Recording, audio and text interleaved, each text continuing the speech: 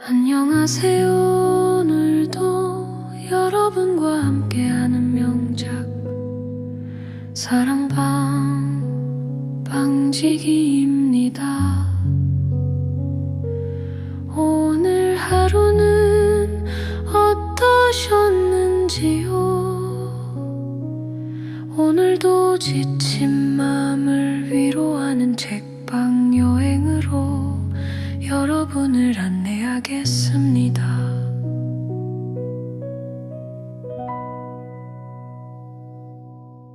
안녕하세요. 오늘도 참 고생 많으셨습니다. 복잡한 세상 속에서 사람들에게 치이고 마음 다칠 일도 많으셨을 텐데 이렇게 제 목소리를 찾아주셔서 정말 감사합니다. 유난히 마음이 무겁고 세상에 나 혼자만 남겨진 것 같은 기분이 들 때가 있지요. 그런 당신에게 오늘 들려드리는 이야기가 따스한 위로와 다시 일어설 용기가 되기를 진심으로 바랍니다. 본격적인 이야기에 앞서 당신의 소중한 구독과 좋아요, 그리고 정성 어린 댓글은 저에게 큰 힘이 됩니다. 자, 이제 아들러 심리학의 깊은 지혜 속으로 함께 들어가 보겠습니다. 첫 번째, 트라우마를 부정하라. 첫 번째 이야기의 주제는 알려지지 않은 심리학 제3의 거장입니다. 우리는 보통 심리학이라고 하면 프로이트나 융을 떠올리지만 오스트리아 출신의 알프레드 아들러는 그들과 어깨를 나란히 하면서도 전혀 다른 길을 제시했습니다. 아들러는 과거의 원인이 현재를 결정한다는 원인론에 반대하며 개인 심리학을 창시했습니다. 그는 인간을 더 이상 나눌 수 없는 전체로 보았고 우리가 과거에 얽매인 존재가 아니라 미래를 향해 나아가는 존재임을 강조했습니다. 그렇다면 인간이 변할 수 있는 이유는 무엇일까요? 아들러는 우리가 객관적인 세계가 아니라 스스로 의미를 부여한 주관적인 세계에 살고 있기 때문이라고 말합니다. 우물물은 항상 20도 안팎이지만 여름에는 차갑게 느껴지고 겨울에는 따뜻하게 느껴집니다. 세계는 변하지 않았지만 나의 주관이 세계를 다르게 느끼게 하는 것이죠. 나의 주관을 바꾸면 세계는 단순해지고 나 역시 변할 수 있다는 희망이 여기에서 시작됩니다. 여기서 아들러는 충격적인 선언을 합니다. 바로 트라우마란 존재하지 않는다는 말입니다. 아들러 심리학은 과거가 현재를 만든다는 원인론을 거부합니다. 대신 현재의 목적이 수단을 만들어낸다는 목적론을 제시합니다. 과거의 상처 때문에 힘들다는 생각은 지금 힘들고 싶다는 나의 목적을 위해 과거의 사건을 이용하는 것에 불과합니다. 우리는 경험 자체보다 그 경험에 어떤 의미를 부여하느냐에 따라 스스로를 결정하는 존재입니다. 심지어 인간은 분노를 지어내기도 합니다.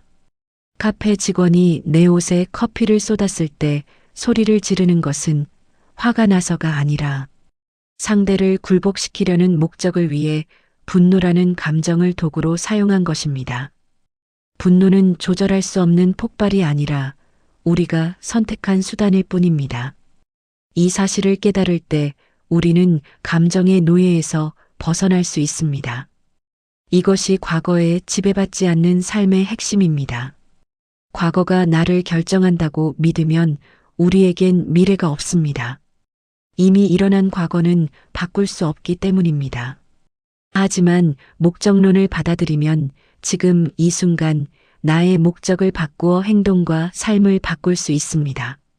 과거는 그저 참조사항일 뿐 나의 현재를 억압하는 족쇄가 될 수 없습니다. 철학자와 청년의 대화는 소크라테스와 아들러의 만남을 연상시킵니다. 청년은 세상의 모순과 자신의 불행을 토로하지만 철학자는 단호하게 답합니다. 세계는 단순하며 누구나 지금 이 순간부터 행복해질 수 있다고 말이죠. 이 대화는 우리에게 근본적인 질문을 던집니다. 당신은 정말 이대로 좋습니까? 청년은 변하고 싶다고 절규하지만 철학자는 나의 불행은 스스로 선택한 것이라고 지적합니다. 우리는 지금의 생활 양식이 불행할지라도 그것이 익숙하기 때문에 계속 유지하려 합니다. 새로운 삶을 선택했다가 겪을 불안보다는 익숙한 불행이 더 안전하다고 느끼는 것이죠. 이것은 변화에 필요한 용기가 부족한 상태를 의미합니다. 그래서 인간은 끊임없이 변하지 않겠다고 결심합니다. 달라져야지라고 다짐하면서도 행동하지 않는 이유는 변하지 않음으로써 얻는 이득이 있기 때문입니다. 변하지 않으면 남 탓을 할 수 있고 상처받을 일도 없습니다. 우리는 사실 변하지 못하는 것이 아니라 스스로 변하지 않겠다고 굳게 마음먹고 있는지도 모릅니다. 하지만 아들러는 강력한 희망을 전합니다. 나의 인생은 지금 여기에서 결정된다는 사실입니다. 과거에 어떤 일이 있었든 중요하지 않습니다. 중요한 것은 지금 내가 어떤 결심을 하느냐입니다. 생활 양식을 바꾸겠다는 용기, 나 자신을 있는 그대로 받아들이겠다는 용기만 있다면 우리는 즉시 행복해질 수 있습니다. 두 번째 밤 모든 고민은 인간관계에서 비롯된다. 먼저 우리는 왜 자기 자신을 싫어하는가에 대해 생각해 보아야 합니다. 청년은 자신의 단점만 보며 스스로를 혐오한다고 고백하지만 철학자는 당신이 자신을 싫어하는 이유는 인간관계에서 상처받지 않으려는 목적이 있기 때문이라고 말합니다. 나에게 단점이 많아서 사람들과 어울리지 못한다고 핑계를 대면 타인에게 거절당했을 때 입을 상처를 미리 방어할 수 있기 때문입니다. 여기서 아들러 심리학의 핵심 명제가 등장합니다. 모든 고민은 인간관계에서 비롯된 고민이라는 사실입니다. 만약 우주에 나 혼자만 남고 타인이 사라진다면 고민도 사라질 것입니다. 성적, 외모, 능력에 대한 모든 괴로움은 결국 타인과의 비교에서 시작됩니다. 즉, 인간관계가 없다면 고민도 존재하지 않습니다. 그렇다면 우리가 느끼는 열등감이란 무엇일까요? 아들러는 열등감은 주관적인 감정이라고 말합니다. 키가 작다는 사실을 열등하다고 느끼는 것은 나의 주관적인 해석입니다. 키가 작기에 상대를 안심시킨다는 긍정적 가치를 부여할 수도 있습니다. 내가 나의 특성에 어떤 의미를 부여하느냐에 따라 열등감은 성장의 동력이 되기도 나를 갉아먹는 괴로움이 되기도 합니다. 하지만 많은 사람이 변명으로서의 열등 콤플렉스에 빠지곤 합니다. 나는 학벌이 낮아서 성공할 수 없어라며 열등감을 구실 삼아 인생의 과제로부터 도망치는 것입니다. 정말로 성공하고 싶다면 조건을 탓할 게 아니라 지금 당장 할 수 있는 노력을 해야 합니다. 반대로 자랑하는 사람은 사실 심한 열등감을 느끼는 사람입니다. 이를 우월 콤플렉스라고 합니다. 정말 자신감이 넘치는 사람은 굳이 자신을 과시하지 않습니다. 자기 자랑이 심한 사람은 스스로가 부족하다고 느껴서 그것을 감추기 위해 애쓰고 있는 가여운 상태임을 이해해 주어야 합니다. 인생은 타인과의 경쟁이 아닙니다. 인생이라는 길은 누가 더 빨리 가느냐를 겨루는 경주 트랙이 아닙니다. 우리는 그저 평평한 지면 위를 각자의 속도로 걷고 있는 것입니다. 누군가 앞서가고 있다면 그저 앞서가는 것일 뿐 나의 패배가 아닙니다. 건전한 열등감은 타인과의 비교가 아니라 어제의 나보다 더 나은 내가 되려는 마음에서 나옵니다. 사람들은 남들이 나를 어떻게 볼까 전전긍긍하지만 내 얼굴을 주에 깊게 보는 사람은 나뿐입니다. 다른 사람들은 당신의 실수나 외모에 생각보다 관심이 없습니다. 자의식의 감옥에서 벗어나십시오. 타인을 경쟁 상대가 아닌 동료로 보기 시작할 때 세상은 안전하고 따뜻한 곳이 됩니다. 인간관계에서 흔히 발생하는 문제가 권력 투쟁에서 복수로 이어지는 과정입니다. 누군가 시비를 걸 때 싸움에서 이기려 하는 것은 권력 투쟁에 휘말리는 것입니다. 설령 이기더라도 상대는 나중에 복수를 계획하게 됩니다. 화를 내는 상대에게 똑같이 화를 내는 대신 그가 왜 이런 도구를 사용하는지 냉정하게 바라보아야 합니다. 중요한 것은 잘못을 인정하는 것은 패배가 아니라는 사실입니다. 내가 틀렸을 때 미안하다고 말하는 것은 인간으로서의 성숙함을 보여주는 일입니다. 승패의 관점에서 인간관계를 바라보면 우리는 행복해질 수 없습니다. 관계에서 중요한 것은 누가 이기느냐가 아니라 어떻게 관계를 지속하느냐입니다. 이제 우리는 인생의 과제를 어떻게 극복할 것인가를 고민해야 합니다. 아들러는 인간에게 일, 우정, 사랑이라는 세 가지 과제가 있다고 했습니다. 이 과제들은 사회적 존재로서 피할 수 없는 숙명입니다. 과제들을 회피하지 않고 정면으로 마주하는 것이 행복으로 가는 첫걸음입니다. 우리의 관계는 때로 붉은 실과 단단한 쇠사슬처럼 느껴집니다. 끊어질 듯 가녀린 인연이 있는가 하면 나를 옥죄는 무거운 사슬 같은 인연도 있습니다. 하지만 그 관계를 어떻게 정의할지는 오직 당신에게 달려 있습니다. 미움받지 않으려고 억지로 사슬을 감당하지 마십시오. 인생의 거짓말을 외면하지 마십시오. 아들러는 우리가 인생의 과제를 피하기 위해 대는 핑계들을 인생의 거짓말이라고 불렀습니다. 상대방의 단점이 싫어서 관계를 끊는 게 아니라 관계를 끊고 싶다는 목적을 위해 단점을 찾아내는 것이 우리의 모습일 때가 많습니다. 마지막으로 소유의 심리학에서 사용의 심리학으로 나아가야 합니다. 내가 어떤 능력을 가졌느냐는 소유의 문제입니다. 하지만 중요한 것은 그것을 어떻게 사용하느냐입니다. 과거를 탓하거나 환경을 원망하는 대신 주어진 도구들을 어떻게 활용해 더 나은 삶을 살 것인지 고민하십시오.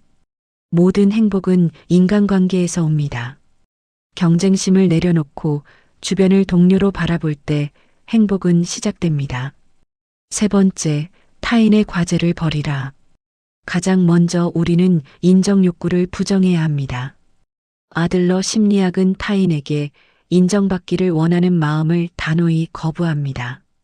남에게 칭찬받아야만 나의 가치가 증명된다고 믿으면 결국 타인의 인생을 살게 됩니다. 남의 기준에 나를 맞추는 삶은 진정한 나의 삶이 아닙니다. 인정 욕구는 타인에게 조종당하고 싶어하는 마음과 같습니다. 그렇기에 아들러는 그 사람의 기대를 만족시키기 위해 살지 말라고 경고합니다. 당신은 타인의 기대를 충족시키기 위해 태어난 것이 아닙니다. 당신이 남의 기대에 맞춰 산다면 당신의 인생을 대신 살아줄 사람은 아무도 없습니다. 마찬가지로 타인 또한 당신의 기대를 만족시키기 위해 사는 것이 아님을 인정해야 합니다. 자유로워지기 위한 구체적 방법으로 아들러는 과제를 분리하라고 말합니다. 이것이 인간관계의 모든 고민을 해결하는 열쇠입니다. 어떤 선택의 결과가 최종적으로 누구에게 돌아가는지를 생각해 보면 됩니다. 공부하지 않는 아이가 있다면 공부는 아이의 과제이지 부모의 과제가 아닙니다. 부모가 억지로 시키는 것은 타인의 과제에 함부로 침범하는 행위입니다. 따라서 우리는 타인의 과제를 버려야 합니다. 내가 노력해도 나를 싫어하는 사람이 있다면 그것은 나의 과제가 아니라 그 사람의 과제입니다. 그 사람이 나를 어떻게 평가하든 그것은 내가 통제할 수 없습니다. 통제할 수 없는 남의 과제에 신경 쓰면 관계는 비극이 됩니다. 오직 나의 과제에만 집중하고 남의 과제는 내려놓으십시오. 누구의 과제인지 선을 긋는 것만으로도 마음의 짐이 줄어듭니다. 직장 상사가 화를 내나요? 그것은 상사의 과제입니다. 당신이 잘못한 게 없다면 상사의 기분까지 책임질 필요는 없습니다. 타인의 기분을 맞추느라 당신의 에너지를 낭비하지 마십시오. 철학자는 이를 고르디우스의 매듭을 끊으라고 비유합니다. 복잡하게 얽힌 매듭을 알렉산드로스 대왕은 단칼에 잘라버렸습니다. 인간관계의 실타래를 하나하나 풀려 애쓰지 마십시오. 과제의 분리라는 칼로 매듭을 끊어내야 합니다. 관계를 개선하려 노력하기보다 먼저 과제를 분리하는 것이 본질입니다. 인정 욕구는 부자유를 강요합니다. 남에게 미움받지 않으려는 노력은 나 자신을 감옥에 가두는 것과 같습니다. 모든 사람에게 사랑받으려는 사람은 모든 사람의 눈치를 보느라 앞으로 나아갈 수 없습니다. 남의 시선이라는 보이지 않는 쇠사슬에 묶여 사는 삶에는 결코 행복이 깃들 수 없습니다. 그렇다면 진정한 자유란 무엇인가요? 아들러는 타인에게 미움받는 것이라고 말합니다. 남이 나를 싫어하든 상관하지 않고 나의 길을 가는 것이 자유의 증거입니다.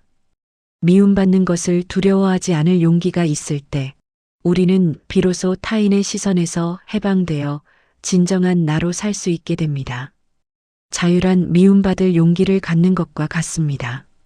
마지막으로 기억하십시오. 인간관계의 카드는 내가 쥐고 있습니다.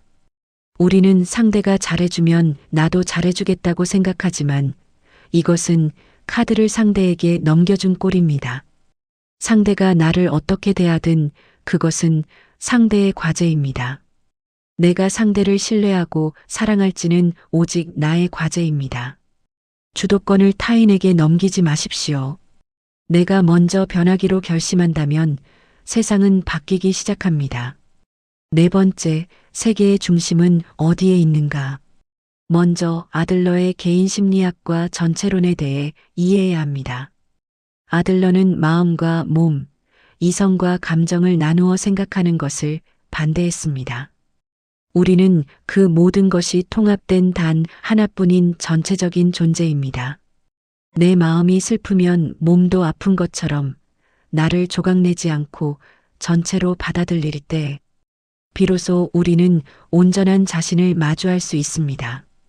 이러한 개인이 지향해야 할 목표는 공동체 감각입니다. 행복의 핵심은 내가 타인과 연결되어 있다는 느낌, 즉 공동체에 내 자리가 있다는 감각입니다. 이것은 단순히 특정 집단에 속해 있다는 뜻을 넘어 우주 전체까지 포함하는 넓은 개념입니다. 우리는 거대한 공동체의 일원으로서 존재할 때 진정한 평온을 얻습니다. 그런데 왜 우리는 나 이외에는 관심을 두지 않는 것일까요? 역설적이게도 남의 눈치를 심하게 보는 사람일수록 오직 자기 자신에게만 집착하는 상태일 때가 많습니다. 내가 어떻게 보일까 하는 걱정은 결국 모든 관심의 초점이 나에게 쏠려 있다는 증거입니다. 이것은 타인을 배려하는 것이 아니라 나를 보호하려는 이기적인 관심에 가깝습니다. 우리는 반드시 깨달아야 합니다. 나는 세계의 중심이 아니라는 사실을 말입니다. 당신은 공동체의 일원이지만 주인공은 아닙니다. 타인이 나를 위해 무엇을 해줄까만 고민하는 사람은 늘 실망하고 상처받습니다. 하지만 내가 공동체를 위해 무엇을 할 수 있을까 고민하면 세상은 다르게 보입니다. 소속감이란 가만히 얻는 것이 아니라 공헌하며 쟁취하는 것입니다. 이때 시야를 넓혀 더 큰 공동체의 소리를 들어야 합니다. 지금 속해 있는 작은 집단에서 인정받지 못한다고 해서 인생이 끝난 것이 아닙니다. 그곳은 아주 작은 공동체일 뿐입니다. 울타리 밖에는 더 넓은 사회와 세계가 있습니다. 작은 갈등에 매몰되지 마십시오. 더 큰 세계로 눈을 돌리면 지금의 괴로움은 아주 사소한 일이 됩니다. 인간관계를 수평적으로 만들기 위해서는 칭찬도 야단도 하지 말아야 합니다. 아들러는 칭찬과 야단이 모두 수직적 관계에서 나온다고 보았습니다. 칭찬은 능력 있는 사람이 없는 사람에게 내리는 평가입니다. 상대를 조종하려는 의도가 숨어 있는 것이죠. 수평적 관계에서는 칭찬 대신 고마움이나 기쁨을 표현해야 합니다. 이것이 바로 용기 부여의 과정입니다.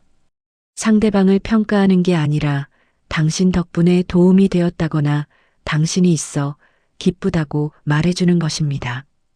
타인을 평가하지 않고 있는 그대로의 모습을 기뻐해 줄 때 상대방은 스스로 과제를 해결할 용기를 얻게 됩니다. 조종하려 하지 말고 수평적인 동료로서 곁에 있어 주십시오. 스스로 가치 있는 사람이라 생각하려면 어떻게 해야 할까요? 아들러는 내가 공동체에 유익한 일을 하고 있다는 주관적 느낌이 들 때만 자신의 가치를 실감한다고 말합니다. 내가 누군가에게 도움이 되고 있다는 공헌의 감각이 우리를 행복하게 만듭니다. 이것은 남이 나를 어떻게 보느냐의 문제가 아니라 내가 나를 어떻게 보느냐의 문제입니다. 우리는 여기에 존재하는 것만으로 가치가 있습니다. 무언가 대단한 일을 해내야만 가치가 있는 게 아닙니다. 병상에 누워있는 가족이 살아있는 것만으로 힘이 되는 것처럼 존재 그 자체가 이미 공헌입니다. 행위의 차원이 아니라 존재의 차원에서 자신과 타인을 바라보십시오. 당신은 살아있는 것만으로도 충분히 귀합니다. 마지막으로 인간은 나를 타인과 구분할 수 없음을 기억하십시오. 경쟁 상대로 나누고 벽을 세우면 공동체 감각은 사라집니다. 타인의 기쁨을 나의 기쁨으로 느끼고 고통을 나의 과제로 여길 때 우리는 진정으로 연결됩니다. 나라는 작은 감옥에서 걸어 나와 우리라는 넓은 들판으로 나아갈 때 모든 갈등은 마법처럼 풀리기 시작합니다. 5번째, 지금 여기를 진지하게 살아간다. 마지막으로 지금 여기를 진지하게 살아가는 방법에 대해 이야기하겠습니다. 왜 우리는 남의 눈치를 보며 주저할까요? 아들러는 과도한 자의식이 인생에 브레이크를 건다고 말합니다. 남의 시선이 너무 걱정되면 정작 하고 싶은 일을 시작조차 할 수 없습니다. 이 브레이크를 풀려면 자기 긍정이 아닌 자기 수용을 해야 합니다. 할 수 없는 것을 할 수 있다고 속이는 게 아니라 부족한 나를 있는 그대로 받아들이고 나아지려 노력하는 것이 자기 수용입니다. 신용과 신뢰의 차이도 알아야 합니다. 신용은 조건을 붙여 믿는 것이지만 신뢰는 아무런 조건 없이 믿는 것입니다. 배신당할까 두려워하기보다 무조건적인 신뢰를 보낼 때 타인과의 진정한 연결이 시작됩니다. 또한 일의 본질은 타인에게 공헌하는 것입니다. 내가 누군가에게 도움이 되고 있다는 주관적 감각이 우리를 행복하게 만듭니다. 아들러는 젊은 사람은 어른보다 앞서 나간다고 했습니다. 새로운 생활 양식을 선택할 수 있는 용기가 있기 때문입니다. 또한 일이 전부라는 인생의 거짓말에 속지 마십시오. 일에만 매몰되어 자신을 돌보지 않는 것은 인생의 과제로부터 도망치는 핑계일 뿐입니다. 인간은 지금 이 순간부터 즉시 행복해질 수 있습니다. 행복은 미래의 보상이 아닙니다. 특별해지고 싶은 욕망 대신 평범해질 용기를 가지십시오. 평범함은 무능함이 아니라 자신의 존재 자체를 긍정하는 강력한 용기입니다. 인생이란 과거에서 미래로 흐르는 선이 아니라 찰나라는 수많은 점이 연결된 연속체입니다. 우리는 목표를 향해 산을 오르는 산악인이 아니라 지금 이 순간을 춤추듯 살아야 하는 무용수와 같습니다. 춤추는 순간 자체가 목적이듯이 인생도 지금을 즐기고 있다면 충분합니다. 과거를 후회하거나 미래를 불안해하지 마십시오. 지금 여기에 강렬한 스포트라이트를 비추십시오. 너무 밝은 빛 아래 있으면 과거도 미래도 보이지 않는 법입니다. 당신이 살 수 있는 시간은 오직 지금뿐입니다. 인생 최대의 거짓말은 어제와 내일을 핑계로 오늘을 살지 않는 것입니다. 세상에 정해진 인생의 의미는 없습니다. 무의미해 보이는 인생에 의미를 부여하는 주인공은 바로 당신 자신입니다.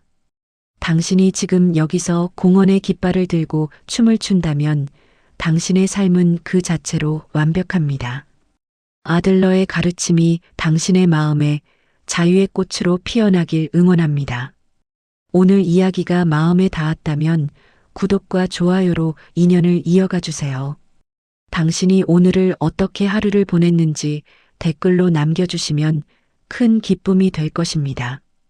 당신의 앞날에 당당한 용기와 행복이 가득하길 기원합니다. 평안한 밤 되십시오. 감사합니다. 안녕히 계세요.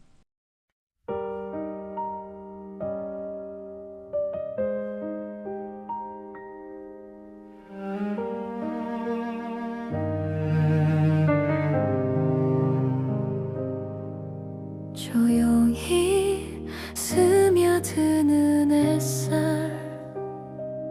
내 마음을 따스히 감싸네. 흘러가는 구름을 바라보다 시간마저 잠시 멈춘 듯해. 잔잔한 바람이 속삭이듯 오늘을 노래해주네. 조용한 오후의 햇살 속에 내 마음은 고요히 머물러 어제의 슬픔도 멀어지고 새로운 꿈이 피어나네.